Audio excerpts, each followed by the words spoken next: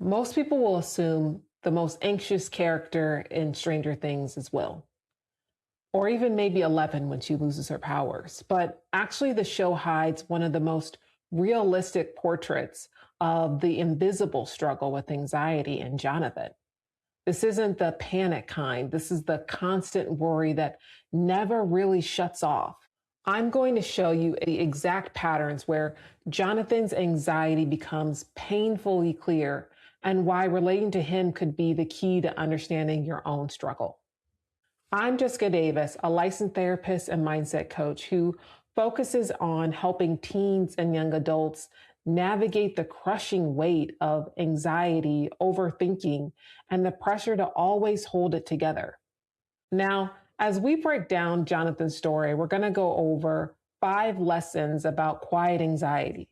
Keep an eye out for number 3. That's the one that reveals the core pattern of his struggle and brings everything we talk about to a whole new level. Also, pay close attention to the final lesson. That's where we actually talk about what breaks the cycle.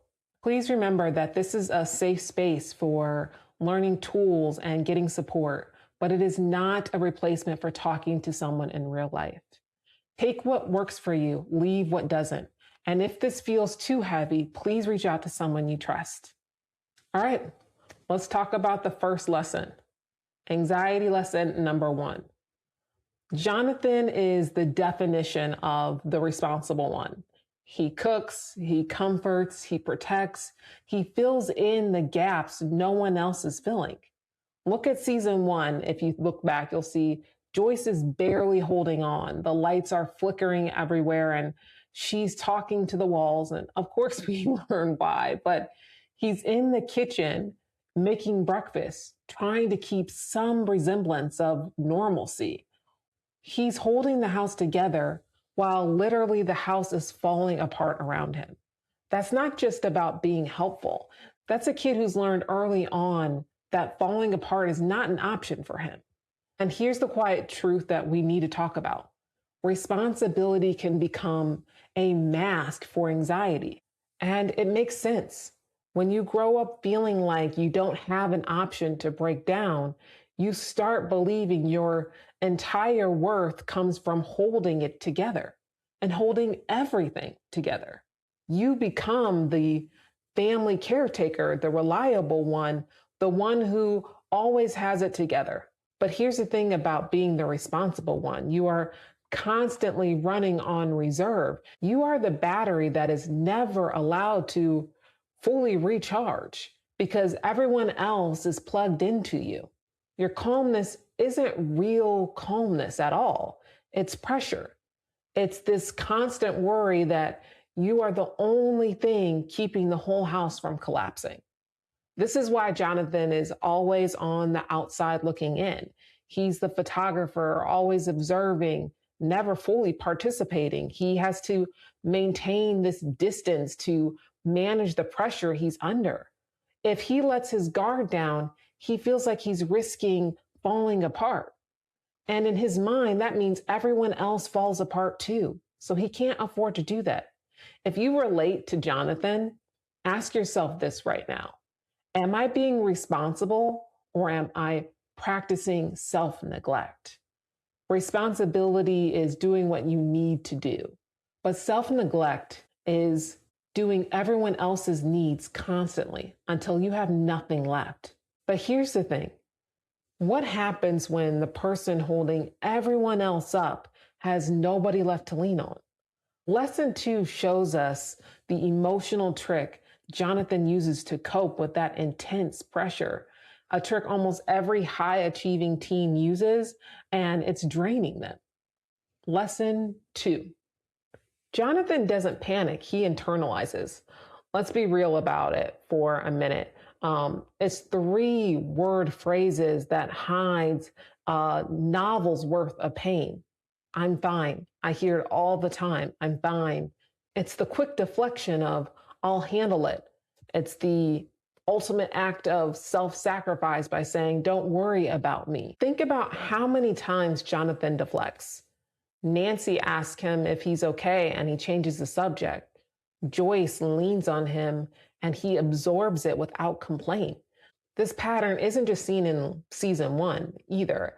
We see it in his quiet, uncomplaining struggle to hold down a job in season three, and throughout season four, as he tries to be the stable rock for Nancy and his family when they move to California. He's carrying this massive weight. He makes sure it stays completely out of sight. That's the core of quiet anxiety. It's the fear of burdening anyone else with the weight that you're already carrying. You believe if you keep everything locked down inside of you, you are protecting the people around you. But beneath the surface of silence is this constant loop of overthinking. It's the crushing pressure to perform. It's the anxiety that whispers, if they knew how much I was struggling, they would be disappointed. And here's the twist that kind of changes things. Jonathan's quietness isn't a personality trait, it's protection. It's a strategy he's learned to cope with an unbearable situation. If I stay quiet, I stay in control. If I stay in control, I keep the house from falling apart. If you are the invisible kid who says, I'm fine, I want you to know something. You are carrying a weight that was never yours to carry alone. Your struggle is valid even in the silence. Now that we understand the pressure that Jonathan is under, the next question is, where did he learn this? Lesson 3 reveals exactly how that pattern is built, and it might hit closer to home than we would expect. So, lesson 3. Let's talk about family dynamics because it's where the pattern starts. And it's a pattern that so many of you will recognize. Joyce absolutely loves and adores her kids with all of her heart. You can see that throughout the show. But after the trauma of losing Will, her fear changes everything. Her anxiety created a divide in her parenting. I can do it.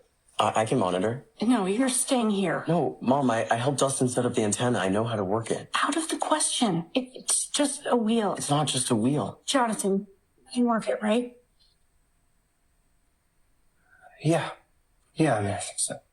Will gets this close watch. He's protected, checked on constantly. Every feeling of his is validated. Every movement is tracked. But Jonathan, he gets space.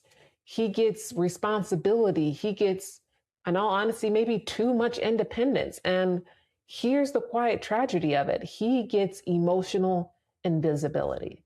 This isn't Joyce trying to ignore Jonathan.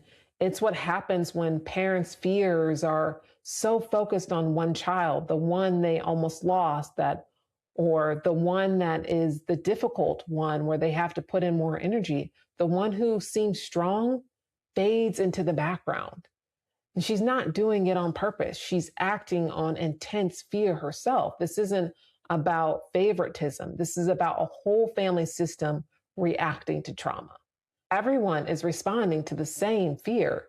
Here's what the show never says out loud, but we know is true. Joyce overprotects Will because she is terrified of losing him again. And so she relies on Jonathan because she trusts him to hold it together. This creates two distinct anxiety patterns. Will learns fear. He learns the world is dangerous and he needs protection. Jonathan learns self-neglect. He learns his emotional needs are secondary to the family's stability. And suddenly, his entire character totally makes sense, right? If you grew up like Jonathan, feeling like you were the one who had to be the adult when you were still a kid, you know exactly what I'm talking about. And you probably never had the words for it until now. That crushing weight of silence is real and it's valid. But understanding this family pattern is only the beginning. Lesson 4 shows the exact moment Jonathan's emotional role shifts, and he doubles down on that self-neglect. Lesson number 4. When Will disappears, Jonathan doesn't just lose his brother. He loses his chance to be a kid. Look at him in early episodes. He's not crying. He's not falling apart. He's printing missing posters. He's searching in the woods alone. He's holding Joyce while she sobs. And He's keeping everyone else from drowning. He's becoming the emotional anchor, the secondary parent, to be honest, the one who absorbs everyone's fears so they don't have to carry it. Trauma doesn't affect one person. It reshapes the whole family unit and it forces people into roles they never really signed up for. Jonathan becomes the protector without anyone ever asking whether he can handle that responsibility. This is the moment his quiet anxiety becomes deeply entrenched. The external trauma validates his existing belief. I must hold it together. If you were a kid forced into an adult role, you know the cost of this. You skip emotional development. You don't learn how to regulate your own feelings because you're busy managing everyone else's. You don't learn how to ask for help because you are the help. We call this parentification, and it's common for people who have been through this to struggle with support later in life. You get stuck in survival mode. Your only job becomes protecting everyone else. The irony is that in his effort to protect his family from external chaos, which, as you know from Stranger Things, isn't even possible, Jonathan sacrifices his own internal peace. He trades his childhood for a sense of control. And all of this builds to Jonathan's biggest challenge. He survived the trauma, but he's still living with the coping mechanisms he needed to get through.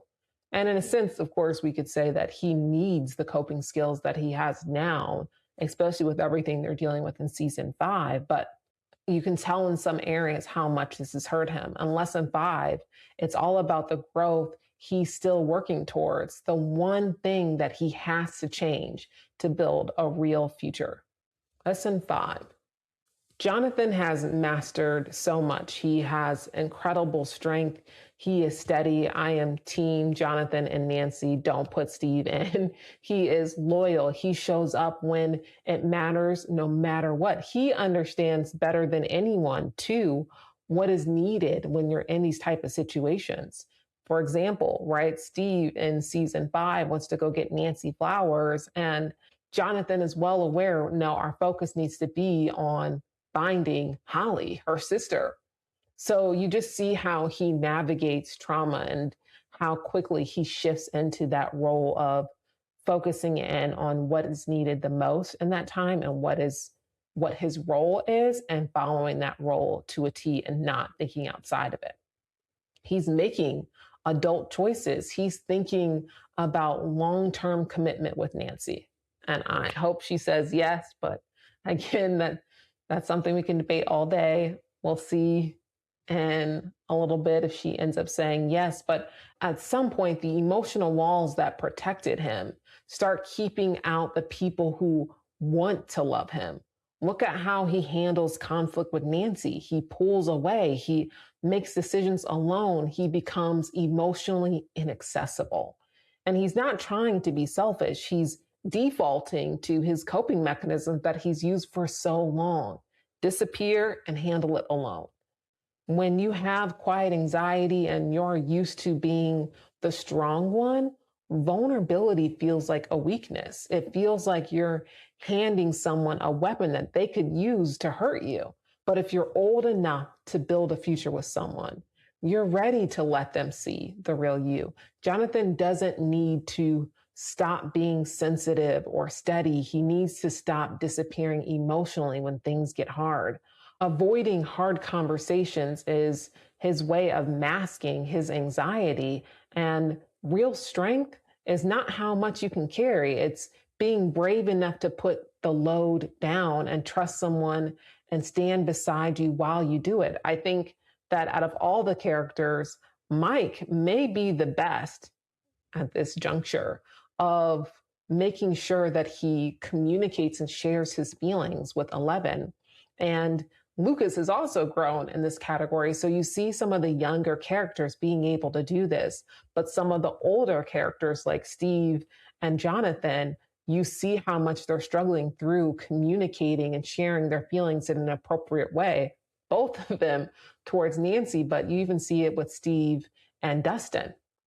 I really do hope that in the final few episodes that they give Jonathan the moment that he deserves, not as the caretaker, not as the person who's semi in the background, but as someone who's finally gets that full scene. Because in all honesty, we do get to see that from Will. And I am so grateful that Will got that moment. If I'm being honest, I was okay before season 5 with Will dying.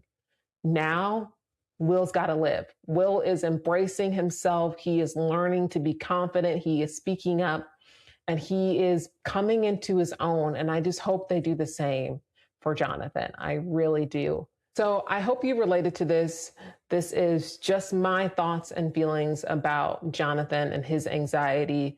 You can debate me and feel like, no, I don't think Jonathan has anxiety at all. Maybe you think it's just his personality type, but I do think that Jonathan feels this overwhelming pressure to hold it together. Regardless of how you feel about Jonathan, I do hope that this episode helps you to understand that you are allowed to need help. You're allowed to have feelings. You deserve support, not only to be the one who gives it. Quiet anxiety disguises itself as strength, but real strength isn't carrying everything alone. It's knowing you don't have to. There is nothing wrong with you. You're human and you're not meant to be carrying everything on your own. If this video resonated with you, please like the video and subscribe to the channel to get not only more breakdowns of characters who show anxiety in a real way, but also to get more tools and understanding of how to work through anxiety. And if you want more support, you can download the free anxiety survival toolkit in the description. It's full of calming tools you can use anytime anxiety takes over. Don't miss the next video. I'm breaking down another character who I absolutely love, but who shows the opposite kind of anxiety of Jonathan's. And seeing the contrast might help you understand your own patterns even more. So until next time, keep moving forward, trust yourself, and never forget you have what it takes to block out the noise.